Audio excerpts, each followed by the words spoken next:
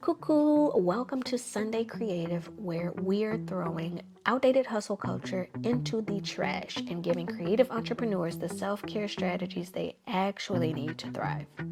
I'm Clyde Jean, creative wellness strategist, your fellow creative entrepreneur, and your go to for making sure your business doesn't burn you out before you get to enjoy your success.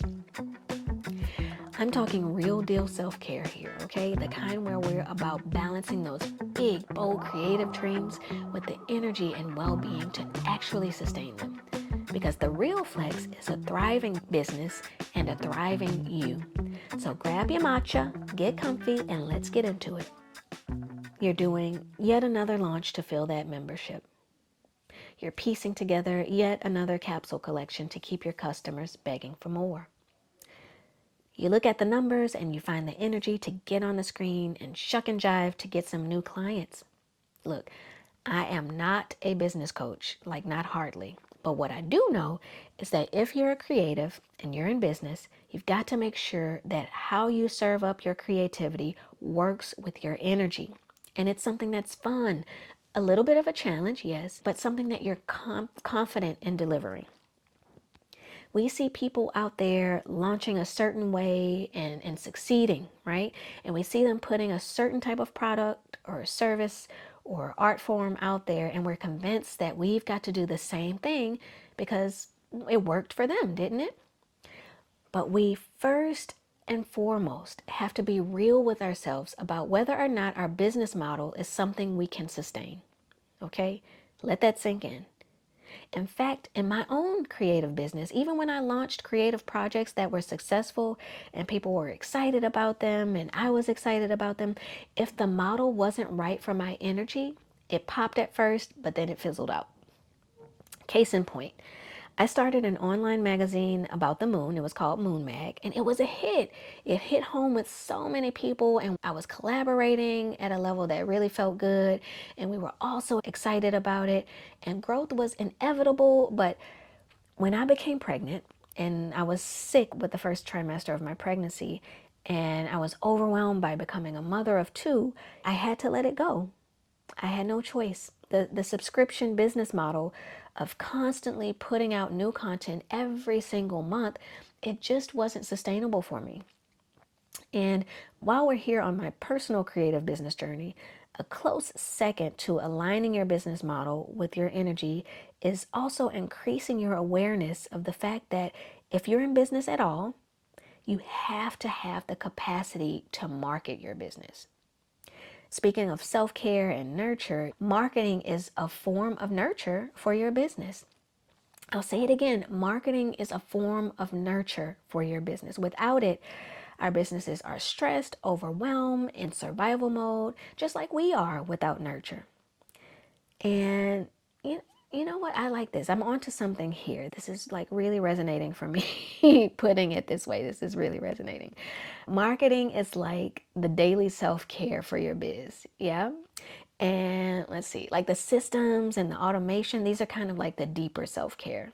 I'm going to ponder on this self-care applied to business situation a little bit more.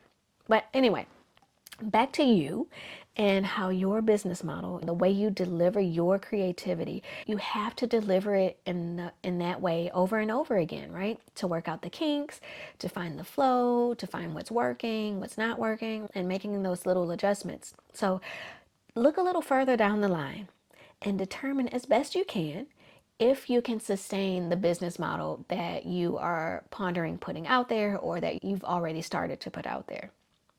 So here's some questions you can ask yourself. Are you comfortable with the intimacy of meeting one-on-one with coaching clients and actually listening to them, for example, if you're considering one-on-one work? Another one is, can you create a new product every week or every month? Is that exciting to you if you're considering like a subscription type model for your business? Another example question is writing and publishing a book or creating an online course what you want to do if you have to market those things or that thing consistently over and over again in order to make a profit?